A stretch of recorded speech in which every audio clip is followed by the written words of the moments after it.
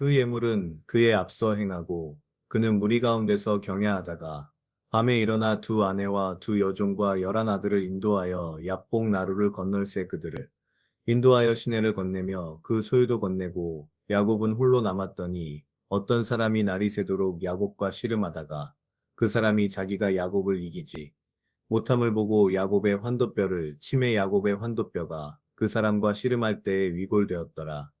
그 사람이 가로되 날이 새려하니 나로 가게 하라 야곱이 가로되 당신이 내게 축복하지 아니하면 가게 하지 아니하겠나이다. 그 사람이 그에게 이르되 네 이름이 무엇이냐 그가 가로되 야곱이니이다. 그 사람이 가로되 네 이름을 다시는 야곱이라 부를 것이 아니요 이스라엘이라 부를 것이니 이는 네가 하나님과 사람으로 더불어 겨루어 이기었음이니라. 야곱이 청하여 가로되 당신의 이름을 고하소서. 그 사람이 가로되 어찌 내 이름을 묻느냐 하고 거기서 야곱에게 축복한지라. 그러므로 야곱이 그곳 이름을 브니엘이라 하였으니 그가 이르기를 내가 하나님과 대면하여 보았으나 내 생명이 보존되었다 함이더라. 그가 브니엘을 지날 때에 해가 돋았고 그 환도뼈로 인하여 절었더라. 그 사람이 야곱의 환도뼈 큰 힘줄을 친 고로 이스라엘 사람들이 지금까지 환도뼈 큰 힘줄을 먹지 아니하더라. 야곱이 눈을 들어보니 에서가 400인을 거느리고 오는지라. 그 자식들을 나누어 레아와 라헬과 두 여종에게 맡기고 여종과 그 자식들은 앞에 두고 레아와 그 자식들은 다음에 두고 라헬과 요셉은 뒤에 두고 자기는 그들 앞에서 나아가되 몸을 7번 땅에 굽히며 그 형 에서에게 가까이 하니 에서가 달려와서 그를 맞아서 안고 목을 어금맞기고 그와 입맞추고 피차오니라. 에서가 눈을 들어 여인과 자식들을 보고 묻되 너와 함께한 이들은 누구냐 야곱이 가로되 하나님이 주의 종에게 은혜로 주신 자식이니이다.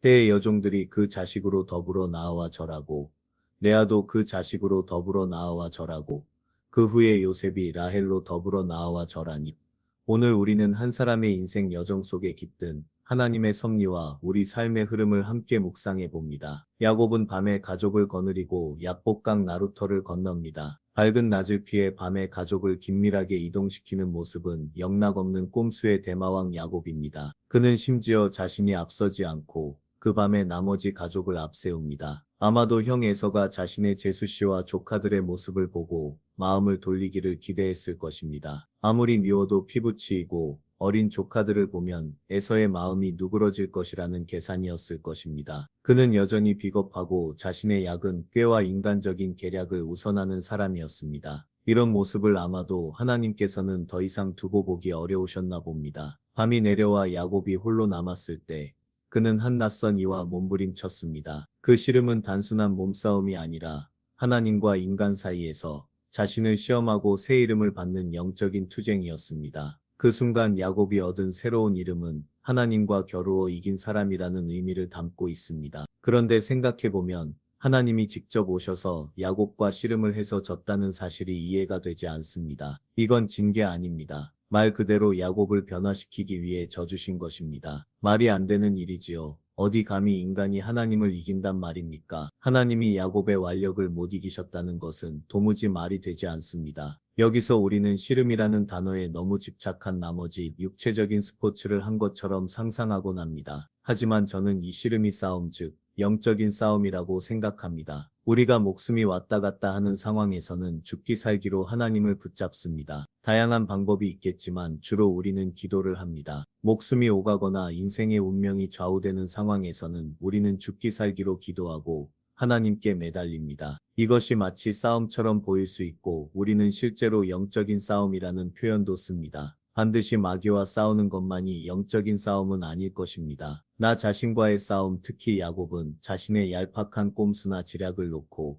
하나님 앞에서 매달려야 했습니다. 자신이 아무리 머리를 쓰고 인간의 지혜를 사용해도 결국 하나님 없이는 아무 소용이 없다는 사실을 야복강 나루터에서 깨닫고 이제는 더 이상 물러날 곳이 없으니 죽기 살기로 하나님께 매달린 것이 아닐까 생각됩니다. 그런데 가만 생각해보면 이런 야곱의 모습이 한편으로는 영적인 각성을 한 것처럼 보이기도 하지만 다른 한편으로는 참으로 어리석은 행동으로 보입니다. 왜냐하면 이 길을 떠나온 것은 여기까지 온 것은 모두 하나님의 명령이고 하나님의 뜻을 따른 것이므로 무조건 하나님께서 함께 하실 텐데 야곱은 그럼에도 불구하고 불안했던 것입니다. 그러니 살려달라고 애원하며 매달린 것이 아닐까요? 왜 거지 하나님께서 환도뼈까지 쳐가면서 야곱에게 축복하셨을까요? 해석의 방향은 다양하지만 환도뼈는 고대 근동에서 상호간의 서약 혹은 맹약을 할 때 그곳에 손을 놓고 하는 것이기도 했고 사람의 중심이라서 잘못하면 죽을 수도 있는 부위였습니다. 환도뼈를 치셨다는 것은 야곱에게 잊을 수 없는 몸의 증거물로 주님께서 서약을 하신 것이기도 하고 동시에 제발 정신 좀 차리라고 한 대 때리신 것일 수도 있습니다. 이렇게 한 대 맞고 나서야 야곱은 정신을 차리고 비로소 이스라엘이 됩니다. 참으로 어리석고 비겁하며 겁쟁이인 야곱이지만 이런 과정을 거쳐서 결국 그는 이스라엘이 됩니다. 우리도 매일 마주하는 어려움과 고민 속에서 하나님과 마주하고 그분의 손길을 구할 때 새롭게 변화된 존재로 설 수 있습니다. 새벽이 밝아오고 야곱은 다시 길을 떠났습니다. 형에서와 마주하기 전 그는 가족을 순서대로 배치하고 7번 절하며 겸손하게 나아갔습니다. 에서는 달려와 형제를 껴안으며 화해의 손길을 내밀었습니다. 어쩌면 당연한 것이기도 했고 하나님의 약속이 있었으므로 굳건한 믿음으로 담대히 나아갔다면 참 멋있었을 텐데 야곱은 절뚝이며 참으로 볼품없이 에서를 만납니다. 어쩌면 진짜 하나님이 강제로 멱살 잡고 여기까지 끌어오셨다고 해도 과언이 아닙니다. 여기서 우리는 우리 자신의 모습을 봅니다. 나는 어떤가? 나는 야곱과 얼마나 다른가에 대해 생각하게 하는 말씀입니다. 다 같이 하나님께 감사의 기도를 드리겠습니다. 우리에게 주신 모든 순간과 은혜를 기억하게 하시고 어려운 길에서도 포기하지 않는 믿음과 용기를 허락해 주시기를 간구합니다. 오늘 마주한 갈등과 도전을 통해 더욱 성숙한 영을 얻으며 오직 주를 담대히 믿고 앞으로 나아가는 삶을 살게 하소서. 이 모든 말씀 예수님의 이름으로 기도합니다. 아멘.